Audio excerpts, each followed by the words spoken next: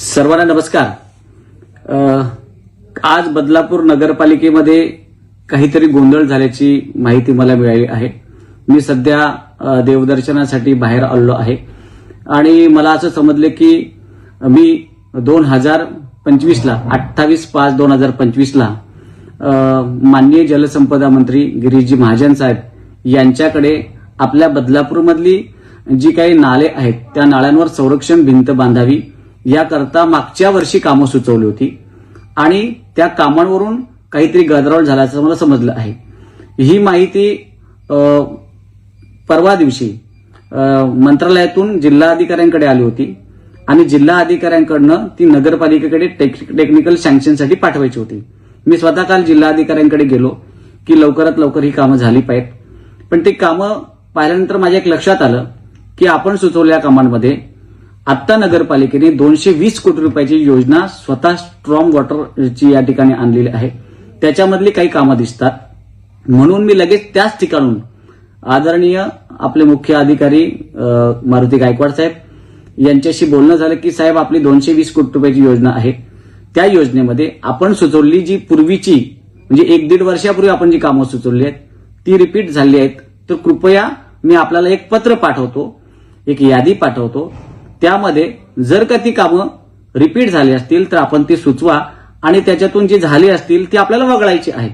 आणि त्याकरता त्यांनी इंजिनियर देशमुख यांनाही कळवलं की आमदार साहेबांनी जिल्हाधिकाऱ्यांचं हे पत्र पाठवलं आहे, यामध्ये चेक करा की ही स्ट्रॉंग वॉटर ड्रेनेजची योजना आहे, त्यामुळे कोणती कोणती कामं आहेत। ज्या वेळेला मी कामं सुचवली त्यावेळेला ही योजना 220 कोटी रुपयाची योजना मंजूर झालेली नव्हती। लोकांच्या मागण्या होत्या, त्यावरून आपण ती कामं सुचवली होती आणि मी बदलापूरचा नागरिक आहे, जी कामं लोक मला सुचवतात ती मी मांडलीच पाहिजेत।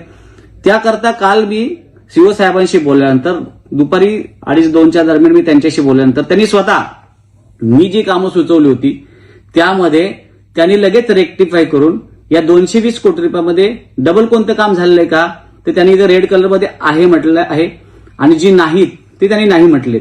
म्हणजे काल त्यांना आपण असं सांगितलं होतं की त्याच्यातली कामं असतील ते ती कामं आपल्याला वगळून अन्य जी कामं आहेत जी या ठिकाणी आपण प्रस्तावित केलेली नाहीत ती कामं इरिगेशन डिपार्टमेंट मार्फत आपल्याला येतील, आपण त्याचं टेक्निकल सँक्शन करा आणि कृपया ती पाठवा। बदलापूरमध्ये दरवर्षी पूर येत असतो आणि पूर येत असल्याने त्या ठिकाणी नाल्यावरती संरक्षण भिंत लागणं गरजेचं असतं, म्हणून आपत्ती व्यवस्थापनामध्ये आपण ही शासनाला कामं सुचवली होती। यावरून माननीय प्रभाकरजी पाटील साहेब यांनी सभागृहामध्ये काहीतरी माझं नाव घेऊन काहीतरी वक्तव्य केल्याची माहिती मला मिळाली आहे। आता काय झालंय की काल मी देशमुख साहेबांना आणि सीओ साहेबांना ज्यावेळेला फोन केला होता त्यावेळेला त्यांनाही स्पष्ट समजलं होतं की ही कामं आपल्याला वगळायची आहेत, म्हणून त्यांना ती मी स्वतःहून फोन करून सांगितलं होतं।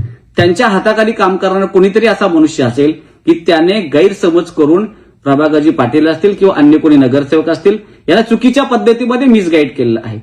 त्यांनी स्पष्ट त्यांना सांगायला पाहिजे होतं की स्वतः मी आमदार साहेबांनी काल सीओ साहेबांना फोन केला होता की जी कामं ऑलरेडी आपण मंजूर केली असतील ती यातनं वगळा, असं मी स्वतःहून त्या ठिकाणी सांगितलं असताना पण चुकीच्या पद्धतीमध्ये नगरसेवकांना ब्रीफिंग केलं गेलं आणि आजच्या बैठकीमध्ये हा गोंधळ त्या ठिकाणी निर्माण झाला आहे। याला सर्वस्वी जबाबदार जो कोणी अधिकारी असेल, कर्मचारी असेल नगरपालिकेचा तो दोषी आहे। कधीही बघा काम करत असताना बदलापूरच्या विकासाकरता किंवा शैक्षणिक काम करत असताना अत्यंत पारदर्शक पद्धतीमध्ये मी काम करत असतो। बदलापूरचा रहिवासी म्हणून सातत्याने बदलापूरच्या प्रश्नावर मी बोलत असतो। बदलापूरच्या लोकांसाठी काय निधी आणता येईल का त्यासाठी माझा नुसतं बदलापूरच नव्हे तर 5 जिल्ह्याचा आमदार असताना मला सर्व जिल्ह्यामध्ये जिथे जिथे काम गरजेचं आहे, लोकसेवेचं आहे ते करण्यासाठी माझा नेहमीच पुढाकार असतो आणि अशा पद्धतीमध्ये चुकीची माहिती नगरसेवकांना देऊन आणि हा विषय त्या ठिकाणी आलेला आहे, हे अत्यंत चुकीचं मला वाटतंय। असं व्हायला नको आहे। माननीय प्रभाकरजी पाटील यांचा नेहमीच सन्मान आपण केलेला आहे, मी कधी त्यांच्या विरोधात बोललेलो नाही, पण चुकीच्या पद्धतीमध्ये त्यांनीही असं शहानिशा न करता वक्तव्य करणं योग्य नाही मला असं वाटतं। त्यांनी जर चीफ ऑफिस किंवा देशमुख साहेबांना जर विचारलं असतं किंवा माननीय नगराध्यक्ष मॅडमला जर विचारलं असतं की मॅडम असं असं हे पत्र आहे याच्यावर आपण खुलासा द्यावा, तर त्यांनी खुलासा दिला असता ना। अपशब्द वापरण्याची कोणत्याही प्रकारची गरज नव्हती मला असं वाटतं। कुठेही कोणताही आकस या ठिकाणी न ठेवता, राजकारण न करता मी एक शिक्षक आमदार आहे, शैक्षणिक काम करत असतो आणि त्याचबरोबर मला आवश्यक वाटलेल्या गोष्टी जी लोक मला सांगत असतात, बदलापूरच्या आणि जनतेच्या हिताचे लोक गोष्टी मला जे सांगत असतात ते सातत्याने सभागृहामध्ये मांडत असतो. मी सुचवलेल्या कामामध्ये कुठल्याच प्रकारचा गैरव्यवहार झालेला नाही. फक्त हे काम आपण सुचवलेलं आहे.